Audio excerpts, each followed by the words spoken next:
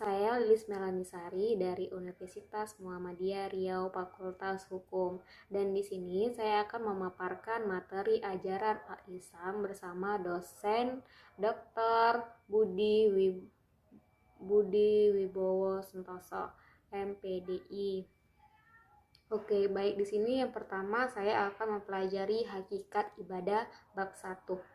Ya, ibadah adalah bentuk dasar yang berarti taat, tunduk, hina, dan pengabdian. Sedangkan hakikat ibadah merupakan puncak ketaatan, puncak ketudukan, puncak pengkhianatan diri, dan puncak pengabdian di hadapan Allah Subhanahu wa Ta'ala. Keempat keadaan ini sebagai pilar-pilar beribadah kepada Allah semata dengan apa-apa yang telah disyariatkannya, sehingga pada akhirnya akan membawa ibadah yang dilakukan sebagai tujuan hidupnya. Dan tinjau dari segi ruang lingkupnya terdapat ibadah makdah atau ibadah kasyah atau khusus, dan ibadah khairu maddahah atau ibadah ammah atau umum. Islam memberikan pedoman ibadah yang bersifat final, yaitu memberikan prinsip, yaitu beribadah hanya menyembah Allah sebagai wujud, hanya menegaskan Allah beribadah tanpa perantara, beribadah dilakukan secara ikhlas, dan beribadah sesuai tuntutan syariat. Dan fungsi ibadah dalam kehidupan manusia diantaranya: 1. Mewujudkan hubungan antara hamba dengan Tuhannya. Yang kedua, membentangi manusia dari perbuatan keji dan mungkar. Dan yang ketiga, mendidik solidaritas dengan sesama manusia lainnya. Yang keempat, melatih disiplin. Dan kelima, mendekatkan diri dengan Allah Subhanahu wa Ta'ala. Makna keempat, makna spiritual ibadah difokuskan pada 4 ibadah, yaitu ibadah sholat, ibadah puasa, ibadah ma'adiyah atau harta, dan ibadah haji. Pertama, nilai-nilai spiritual sholat mendekatkan dan mengingatkan manusia kepada Tuhannya. Sholat dapat mendidik untuk senantiasa menjaga kesucian fitrah. Kemudian, mendidik untuk berlaku jujur. Kemudian, mencegah pelakunya dari perbuatan keji dan mungkar, membina rasa persatuan dan persaudaraan antara sesama umat Islam, dan sholat sebagai penembus dosa. Kedua, nilai-nilai spiritual ibadah puasa memberikan jiwa, menumbuhkan kesabaran, sikap syukur, dan ikhlas, melatih kepedulian atau empati, dan menyehatkan jasmani dan rohani.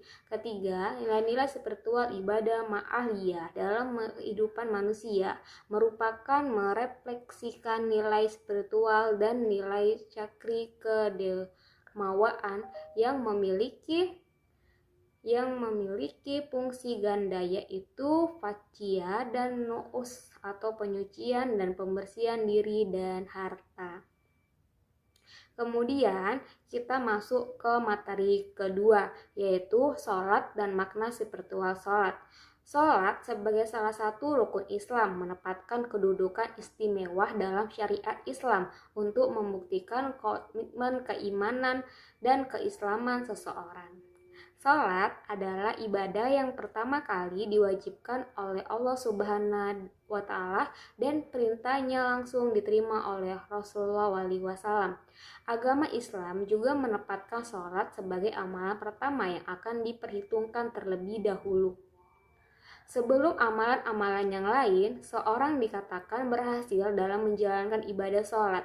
Tidak hanya diukur dalam menegakkan sholat tersebut, tetapi penilaian juga diukur sebagai besar sholatnya berimplikasi dalam kehidupan sosialnya. Berdasarkan alasan teologi, inilah menjadi urgen memahami sholat dan makna spiritual sholat dalam kehidupan sehari-hari.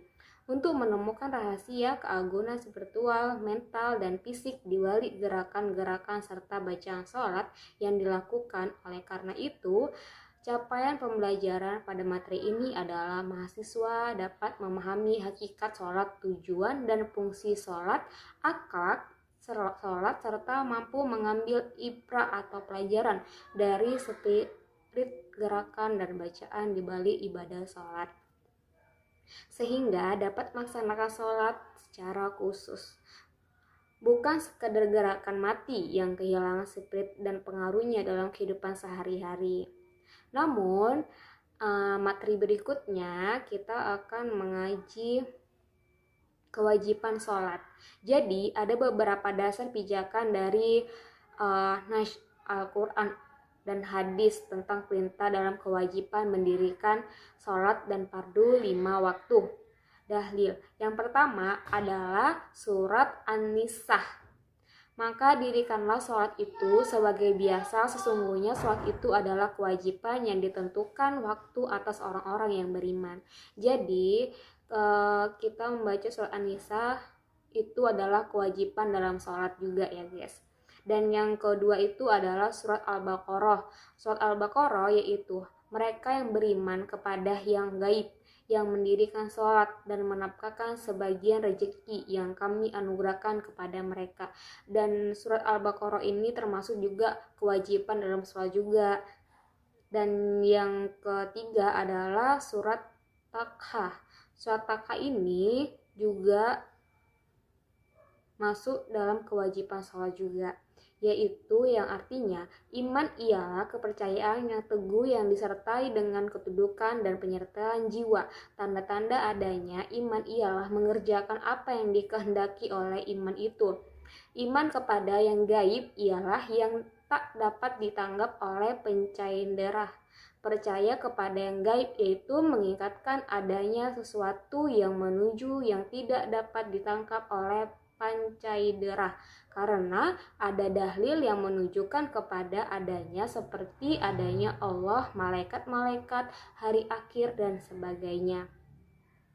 Sholat menurut bahasa Arab, doa. Menurut istilah sholat ialah ibadah yang sudah dikenal, yang dimulai dengan takbir, disudahi dengan salam, yang dikerjakan untuk membuktikan pengabdian dan dengan teratur, dengan melengkapi syarat-syarat rukun-rukun dan adab-adabnya, baik yang lahir ataupun yang batin seperti khusyuk, memperhatikan apa yang dibaca dan sebagainya. Namun, dari 3 surat tadi itu juga kita harus ada hadis, ada 2 hadis. Dan di sini juga ada tujuan dan fungsi sholat ya guys. Jadi, selain kewajiban sholat, dan kita juga akan mempelajari materi tentang tujuan dan fungsi sholat. Baik, di sini saya akan bacakan. Ibadah yang Allah perintahkan kepada hamba-hambanya seperti sholat, puasa, zakat, haji, dan lainnya dalam Islam memiliki 7 tertentu. Berkaitan tentang disyariatkan ibadah sholat dijelaskan dalam riwayat hadis berikut. Sholat kamu sekalian, bagaimana kamu melihatku mengerjakan sholat? Riwayat hadis ini secara tersebut tidak dijelaskan secara rinci, tetapi tujuan didirikannya sholat akan tetapi secara bersirat mengatakan bahwa siapapun yang menjalankan ibadah hendaknya memiliki kepribadian, memiliki perilaku dan akhlak seperti Nabi, atau dengan kata lain, sholat mengikuti apa yang telah dituntutkan oleh Nabi SAW. Dan di sini juga aku akan bacakan tujuan sholat yang tadi. Tujuan sholat itu berupa ayat dalam Al-Quran dan Al-Hadis Nabi SAW dijelaskan tentang tujuan didirikan sholat. Hal ini terdapat dalam Al-Quran sebagai berikut. Sesungguhnya aku ini adalah Allah, tidak ada Tuhan yang baik selain aku, maka sembahlah aku dan dirikanlah sholat untuk mengingatku. Ayat di atas dapat dipahami bahwa tujuan ibadah sholat adalah untuk mengingat Allah Subhanahu wa Ta'ala. Mengingat Allah artinya khusyuk serta menghadirkan hati dalam sholat. Hal ini dapat beberapa dalil hadis perintah khusyuknya dalam sholat sebagai berikut. Berapa banyak orang yang menegakkan sholat hanya memperbolehkan letih dan payah.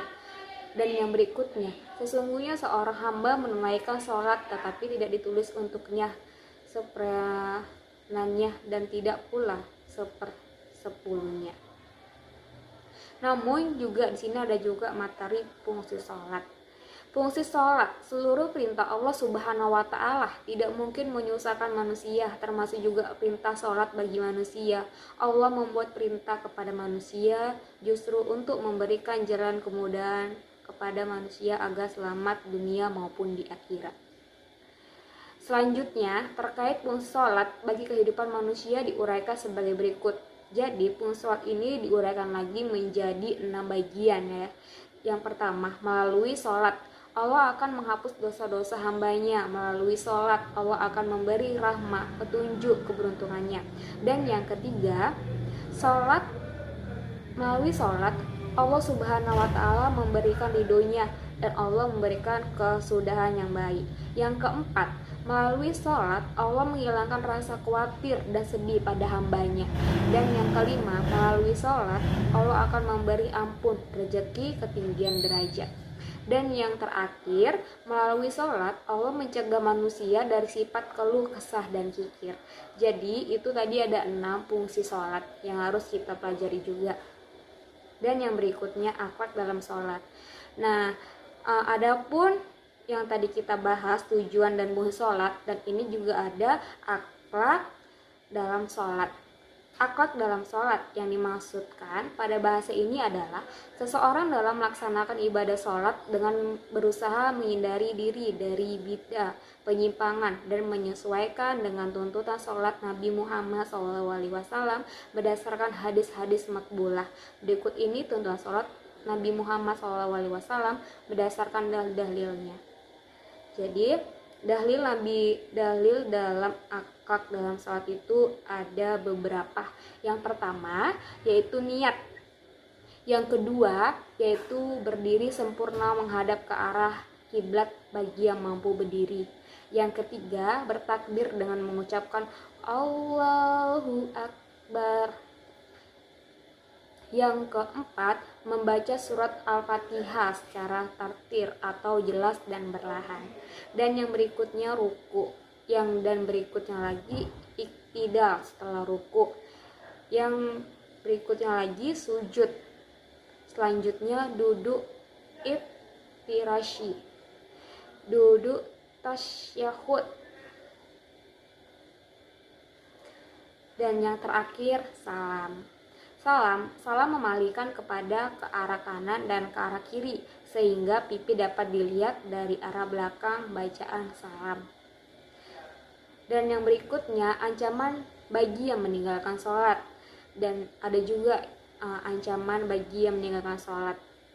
Bagi seorang muslim yang sudah terkena kewajiban sholat karena sudah bahlil dan berakar, kemudian meninggalkan sholat dengan sengaja, dihukumi syirik dan kufur. Hal ini sebagai sabda Nabi SAW. Beberapa ancaman hukuman bagi yang meremehkan dan meninggalkan sholat fardu 5 waktu sebagai dijelaskan. Yang pertama, mendapatkan siksaan yang sangat amat dahsyat di alam kubur sampai datangnya hari kiamat. Dan yang kedua, mendapatkan siksaan al-wa'il di akhirat. Dan yang ketiga, mendapatkan kehinaan dan tidak mampuan sujud di akhirat. Dan yang keempat, merasakan siksaan di neraka syada. Dan yang terakhir, mendapat siksaan berupa atau keburukan di akhirat. Jadi, dalam kita meninggalkan sholat itu ternyata ada juga siksaannya, ada 5. Dan kemudian kita akan baca materi ketiga yaitu puasa dan korelasinya dalam pembentukan insan berkarakter. Puasa sebagai salah satu rukun Islam menempati posisi strategis dalam pembentukan insan berkarakter atau muttaqin sebagai perwujudan keimanan seorang mukmin. Hal ini dapat dipahami dari makna puasa syiyam merupakan kemampuan seseorang mukmin dalam menunda kesenangan sesaat berkaitan dengan pengendalian diri atau sadar. Itulah sebabnya adalah riwayat hadis mengatakan bahwa puasa adalah setengah kesabaran. Di samping itu, syiyam juga merupakan salah satu ibadah yang sangat istimewa kedudukannya di sisi Allah Subhanahu wa Ta'ala. Ini sesuai dengan hadis berikutnya. Dan ada juga hakikat puasa. Jadi setelah yang berikutnya kita akan juga mempelajari materi hakikat puasa. Hakikat puasa. Puasa secara etimologi berarti menahan diri dari sesuatu dan meninggalkan sesuatu. Hal ini sebagai disebutkan dalam firman Allah Subhanahu wa taala, sesungguhnya aku telah bernazar syahum untuk Ar-Rahman, maka aku tidak akan berbicara dengan seorang manusia pun pada hari itu. Sementara itu, puasa dalam Islam terbagi menjadi tiga macam bagian. Yang pertama adalah puasa wajib yang meliputi puasa Ramadan, puasa kifarat atau puasa denda atau puasa najar, dan yang kedua puasa sunnah. Puasa sunnah yang meliputi puasa 6 hari bulan Syawal, puasa Senin Kamis, puasa hari Arafah, puasa putih, puasa bulan Muharram, puasa Sya'ban, dan puasa Daud. Dan yang terakhir adalah puasa yang diharamkan, yang meliputi puasa 2 hari raya, puasa hari-hari tasyrik, puasa terus-menerus sepanjang masa, puasa istri dan puasa yang suaminya tidak meridoinya, kecuali puasa Ramadan. Dan berikutnya kita akan membaca materi kewajiban dalam puasa. Nah, ada juga kewajiban dalam puasa juga ya. Dan kewajiban puasa dalam perspektif Islam sebagai salah satu pilar rukun Islam yang ketiga dan wajib diamalkan. Maksud puasa di sini adalah puasa di bulan Ramadan. Hal ini sebagai firman Allah Subhanahu wa taala. Dan kemudian kita akan membaca materi yang keempat. Keempat yaitu haji dan makna spiritual dalam kehidupan. Haji adalah salah satu rukun Islam yang kelima. Hal ini berdasarkan hadis berikut. Menurut syarah, berarti ibadah berkunjung ke tempat-tempat tertentu di tanah suci pada suatu masa tertentu untuk dengan sengaja mengerjakan beberapa amal ibadah dengan syarat-syarat tertentu dan atas dasar menunaikan panggilan beribadah Allah Subhanahu wa taala dengan mengharap ridhonya. Tempat-tempat tertentu yang dimaksud dalam pengertian haji di atas adalah Ka'bah, Masy'ah atau tempat syai, Padang Arafah,